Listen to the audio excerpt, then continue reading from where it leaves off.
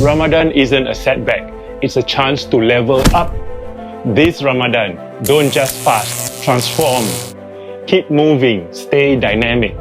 Strength train fasted or after iftar, just get it done. Fuel your body with high protein and low carbs. Control your cravings, say no to the junk. Hydrate throughout the night, make water your priority. Ramadan is not about restriction, it's about transformation. Stay disciplined, stay strong. Fast with purpose, train with discipline. Fuel your body with intention. This is your chance to change. Make Ramadan count. Stay strong. You got this!